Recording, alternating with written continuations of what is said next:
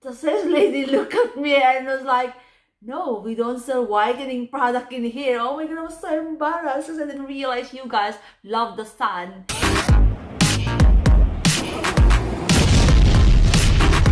Hello everyone! How are you all?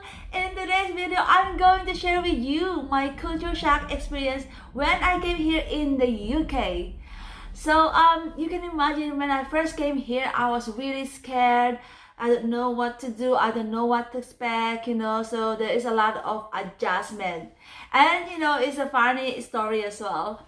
So the first thing that I struggle with is the accent. So when I first arrived here in the UK, maybe a few days ago, my sister-in-law's friend came, and then my sister-in-law introduced me to her, and she was saying like, "Oh, how are you sizzling?"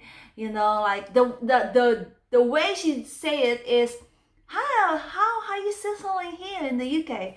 And I was trying to understand her, and then I couldn't, so I could not answer back. But then it turned out that she was trying to ask, how are you settling? How are you settling here in the UK? But then I thought it was sizzling, so you can see the difference, with the accent, because obviously I'm not used to the British accent to the British accent, so it's a big shock for me, Every time I talk to people, I find it so hard to understand them at the beginning. And then also, like, when I start working, when someone asks me to come and get a towel, well, they say towel, they just say like, "Can you please come and get me a towel?" And then I was like, "What is towel?" Because I call it towel. We call it towel in the Philippines, I didn't realize it's a towel. It's like sounds owl, towel. And I said, "Why do you call it towel?" And they said, "Well, that's how we call it." So it's a big shock for me as well, because there are a lot of words that the way you pronounce it is so different. Like we call it tomato, and then you call it tomato, vase, and then vase. So is because our English in the Philippines is more on American English. So when I came in here, it's a big shock as well for me. So I still get confused, or people don't understand me, because obviously my words and pronunciation, I call eyebrows and they will say eyebrows, Sometimes I don't even know now what is the right terms, or correct way of pronouncing words, like Nike, and then they say Nike. Sometimes is things like that, there's a lot of differences. And then also, like, and it's a big shock as well for me, the petrol, like, is everything here is self-service. You do it by yourself, which is good because it promotes independent. But then back home, I was used to like someone serve, do the petrol for you. And so in here, to be honest with you guys, I've never ever done petrol on my own car. It's always my husband who did it, because I don't know how to do it. I get scared that I might put the wrong petrol in the car. So it's always my husband who do that, because everything in here is self-service, right? And I mean, like in the Philippines, I'm sure because there is always someone who's doing it for you, and then they wash as well the screen, the dashboard of your car. In here as well, like, you just pay, like there's a camera, right? Well, back home, I'm sure, maybe if no one is looking after it, they just run away or they won't pay. So I can really see the difference, of course, with the culture and the environment and stuff like that. And then another culture for me is, assembling furniture, DIY. People here are so good with DIY, which is so good, because, you get to learn to do it yourself. And in the Philippines, generally, we don't assemble furniture. You just buy them as it is, and then, well, the house is there, the door is quite big, so it's so easy to just put them inside. Where in here, I can understand, because most of the houses here, like, the door they're so small, so you have to assemble furniture. And so that's another thing, like in here, when you buy a furniture and then they arrive, I was like, so where is the bed? I didn't realize, they are being packed, and then there's an instruction there for you to follow, and then you just do it by yourself, which is, I find it difficult at the beginning because I don't know. I have to follow the instruction and I have to understand the instruction. But then the good thing with that is you get to learn, to do it yourself. You can't just rely on everyone or anyone. You have to learn to stand up for, by yourself, like to learn to do things by yourself, which is good.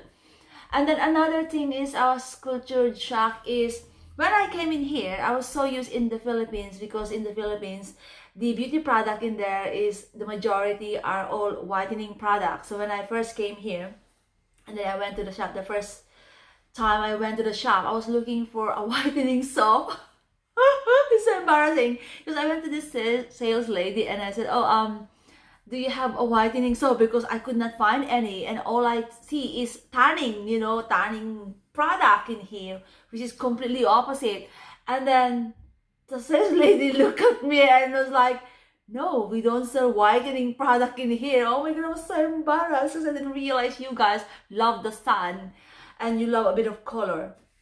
And then another thing is, well, in the Philippines, the weather there is very hot. So it's our nature to always protect our skin by using umbrella, especially when we're walking outside and it's so hot. We want to protect our skin from the damaging rays of the sun, and so we're using umbrella. So there's one time I was walking in here and I was like, oh, it's so hot. I was walking and with the umbrella, and then I realized some of the English, people that saw me, they were kind of like laughing at me, and I was like, why are you laughing at me? It's anyway, I was so embarrassed. I turned off the umbrella and ran off. I didn't realize that you guys love the sun, because it does make sense. It's not always hot in here. The majority of the weather is so cold, and the weather here is so unpredictable. It keeps changing. So I was like, okay. And then another thing in here is like the food as well. When I first came in here, there's, you guys eat a lot of potato, and us, we always eat rice. That's the staple food in the Philippines. So I feel like I could not survive without rice. So I was looking for rice, but then luckily, nowadays you can find some rice in things like Sainsbury. They are selling rice, so I'm really happy with that. And sometimes some of the supermarket now are selling some stuff from other countries, which is nice. And also, like, well, with the food, I get confused with some of the names, like mince pie.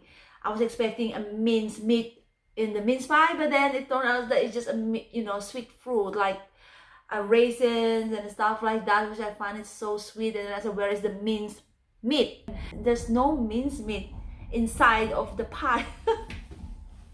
Oh, things like that, which can be embarrassing, because I feel like I'm a very ignorant person. Also, another thing is, when I first came in here, because from the Philippines, we always call our manager, everyone like sir, madam, as a respect. But in here, when I call my manager mom, she doesn't like it. She said, no, don't call me mom. You call me by my name. And I was like, oh, I feel like, I'm rude when I call you by your name because you are my manager. So, I was expecting to call you as mom, or, give you respect. But no, in here, everyone here, they want to be called by their names, not madam or sir or mom. They don't want that, which the good thing about that one is make you feel equal, But then things like with elderly as well. In the Philippines, elderly, we call them, even though they are not our relatives, we call them auntie, or uncle, or we don't call them by their names because we feel like that is being disrespectful, especially when they are elder than us. And so in here, coming here in the UK, calling everyone by their names, even though they're older than you, I feel strange, like, oh, why do I have to call you by your name? I feel like I'm not being respectful. But then, because that is your culture and tradition, then I have to respect that I need to get used to it. The good thing though with that one is make you feel equal, with everyone. there's no powerful just because you are older. There's no powerful just because you are the manager or higher, sort of things. So there's always good things about that. Oh, another shock for me as well is, the driving lane, you drive to the opposite. We drive in the Philippines on the right side of the road, where you drive on the left side of the road. Is that right? So often, like, if we go to the Philippines, sometimes we take that habit to us, like we drive onto the opposite. And I was like, oh no, I said to my husband, you are on the wrong lane, go back to go to the right lane. So sometimes it can get confusing, but then that's how it is. We have to follow the rules, right? And also in here, people are very polite, although sometimes when people keep asking me, you're right, you're right, you're right, I keep thinking, because with me, if I see someone, I was like, hi, hello, how are you? I'm like that, how are you? And because that's how, I was brought up, like, you ask them, how are you? Because if you say, like, you're right, as if like they don't look alright.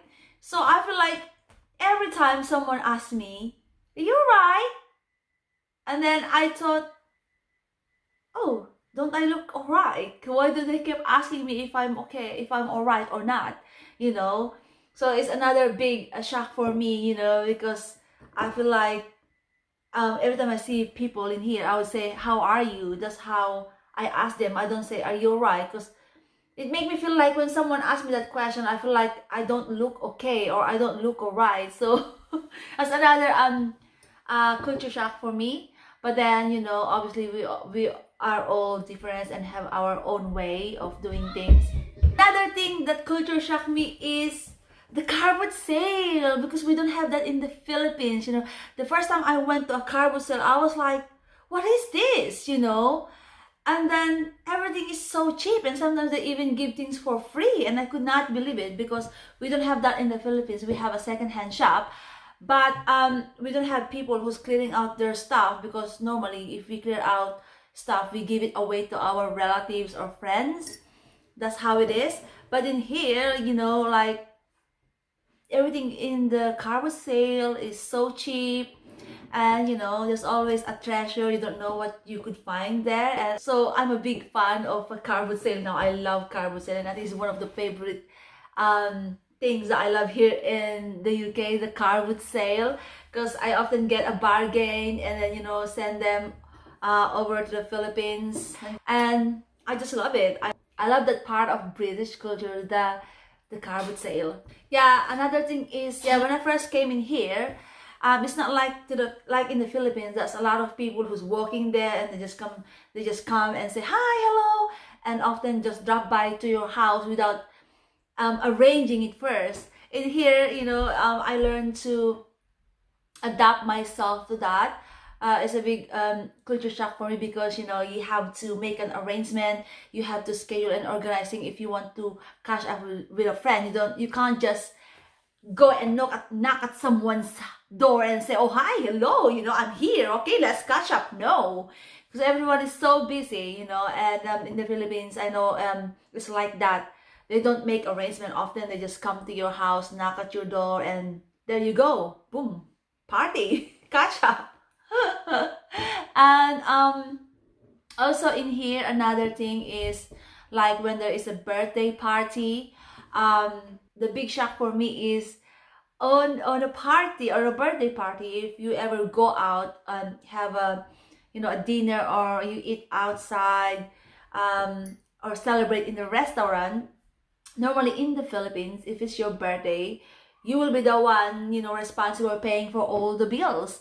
Where in here, I was shocked, because you pay your own foods, or they either pitch in and pay for your meal, and then at the same time they give you presents as well. So it's a real treat and pampered. I was kind of shocked, because in the Philippines, if it's your birthday, normally you're the one paying for everything. If you take your, guests in the restaurant.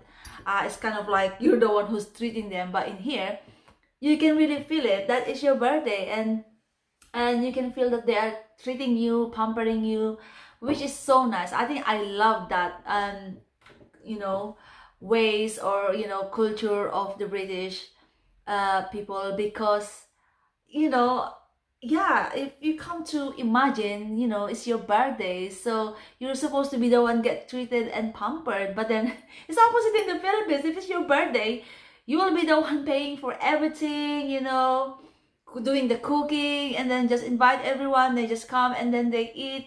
That's how it is. But I can see the difference, I mean, in the Philippines, that's how they were brought up. There's a lot of things that shock me here in the UK, but then at the same time, I fell in love to those ways of life, to those cultures. So yeah, it's really funny, right? Sometimes the world can be opposite, but there's always pros and cons in everything, and it's just all about us appreciating and making adaptation, just being flexible, and learn from everything that we see, everything that we experience, and I'm really grateful. So there you go, guys. Those are my culture shock I have experienced here in the UK. And I'm sorry, guys, if I talk like this, if I talk very fast. So yeah, just comment down below on what you think about all these things that I have shared with you. And thank you so much, guys, for watching, and I hope to see you again next time. Thank you. Bye.